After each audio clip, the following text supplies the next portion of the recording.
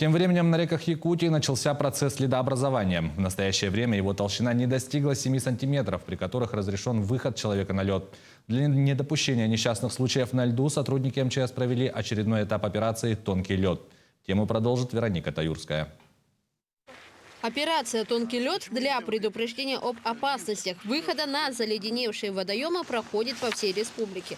Причем в северных районах акция стартовала давно. Буквально за эти выходные большинство водоемов города Якутска и вообще республики покрылись тем самым тонким льдом, когда уже люди думают, что можно выступать на лед, что категорически является неправильной формулировкой. И человек неправильно об этом думает, что если уже лежит лед и на нем есть снег, то можно выходить. Как раз таки нет. Это самая опасная пора для человека, который пытается перейти по тому или иному водоему. Некоторые пытаются срезать путь, кто-то пытается просто поиграться на водоем. Ни в коем случае мы это не делаем. В настоящее время на реках Якутии наблюдается активный процесс ледообразования. Но тем не менее он все еще тонок и таит в себе опасность. В этот период в группе риска находятся рыбаки, охотники, судоводители, водители автотранспортных средств и дети. К сожалению, уже есть жертвы провала под лед. На озере в Среднеколымском районе пожилой семейной пары.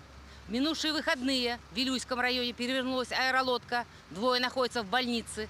В Усть-Майском районе застряли во льдах 3 моторные лодки с людьми на борту, доставлены в Усть-Мае. В Кангаласах рыбак провалился под лед, к счастью, успели вытащить. Напоминаем, навигация для маломерных судов закрыта. Выход на водные объекты категорически запрещен и крайне опасен для жизни.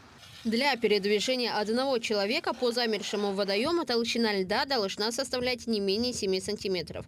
Для подледной рыбалки более 10 сантиметров. Для совершения пешей переправы через водоем, в том числе и реку, толщина льда должна составлять более 15 сантиметров. Для передвижения автотранспорта необходима толщина не менее 30 сантиметров. Самый эффективный вариант определить толщину льда – это, соответственно, ориентироваться на знаки. Те или иные знаки, которые стоят у водоема, или уже по наложенным, протопченным, то есть те самые тропинки, которые уже есть.